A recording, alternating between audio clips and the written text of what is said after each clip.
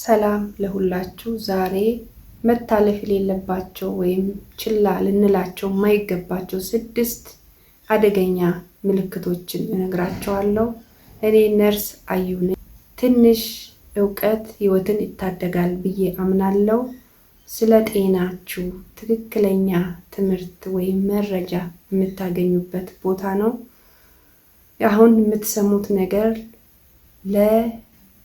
ለቤተሰቦቻችሁ፣ ለጓደኞቻችሁ፣ ለምትወዷቸው ሰው አንድ ቀን አስታውሳችሁ ትጠቀሙበታላችሁ። እስከ መጨረሻው አብረን እንሆን።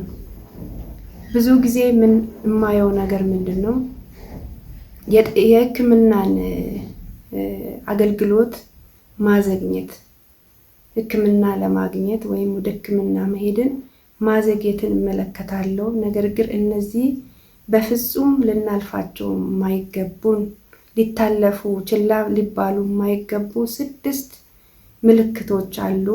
እነሱም ምንድናቸው? አንደኛ፣ ድንገተኛ ግራ መጋባት ወይም ኮንፊውዥን ካለ አንድ ሰው ከገጠመው፣ ካጠገባችን፣ ከቤተሰባችን፣ ከጎረቤታችን ካጋጠመን ይሄ ነገር በአፋጣኝ የህክምና አገልግሎት ለማግኘት ልንሄድ ይገባል ማለት ነው። ሁለተኛው ደግሞ መናገር መቸገር ወይም ዲፊካልቲ ኦፍ ስፒኪንግ ካጋጠመው አንድ ሰው፣ ጤነኛ የነበረ ሰው፣ በትክክል ሲያወራ የነበረ ሰው ድንገት ለመናገር ካቃተው ችላ ልንለው አይገባንም። ሊሻለው ይችላል ብለን ጊዜ ማጥፋት የለብንም። ወደ ህክምና መሄድ ያስፈልጋል ማለት ነው።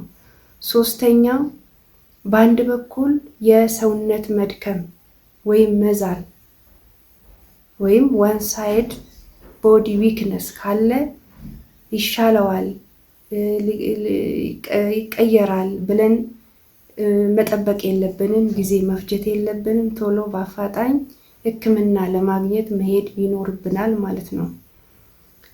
አራተኛው የደረት ህመም ካጋጠመው ከቤተሰባችን፣ ከጎረቤታችን ወይም ከጎናችን ያለ ማንኛውም ሰው፣ የምንወዳቸው ሰዎች ይሄ ነገር ካጋጠማቸው ደረቴን በከፍተኛ ያመኛል፣ ህመም ስሜት አለኝ ብሎ ካለ ቶሎ አገልግሎት ማግኘት ወይም የህክምና አገልግሎት ወደሚያገኝበት ተቋም መሄድ ይኖርበታል ማለት ነው። አምስተኛው ከባድ የመተንፈስ ችግር ካጋጠመው ወይም ሾርትነስ ኦፍ ብሪዝ ካለ አንድ ሰው ኖርማል እንደ ማንኛውም ሰው በቀላሉ ትንፋሽ አስወጥቶ ማስገባት ካቃተው፣ ከተጨናነቀ ቶሎ የህክምና እርዳታ ያስፈልገዋል። ችላ ሊባል አይገባም ማለት ነው። 6ኛው አንድ ሰው የንቃተ ህሊናው ከቀነሰ ወይም ሎስ ኦፍ ኮንሽስነስ ካለ፣ ራሱን ከሳተ፣ ምንም አይነት መልስ ሊሰጠን የማይችል ከሆነ፣ የማይናገር ከሆነ ዝም ብለን ልናየው አይገባም። ወይም ቤት ውስጥ አስቀምጠነው ነገ ሊሻለው ይችላል ብለን መጠበቅ የለብንም። የህክምና አገልግሎት ማግኘት ይኖርበታል ማለት ነው። እኔ እንደ ነርስ ቶሎ በአፋጣኝ ወደ ህክምና አገልግሎት መምጣት ለውጥ ሲያመጣ አይቻለሁ። እንደዛውም ደግሞ ለህክምና በጣም ዘግይቶ መምጣት ችግሩን ሲያወሳስብና ወደ ከፋ ጉዳት ሲያደርስም ተመልክቻለሁ።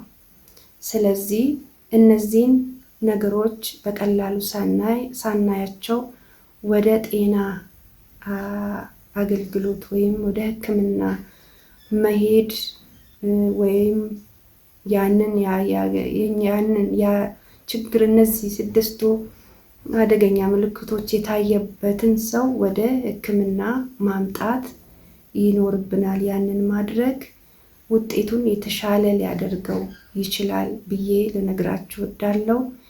በሌላ ትምህርት ወይም በሌላ ቪዲዮ እስከምንገናኝ ሰላም ቆዩን።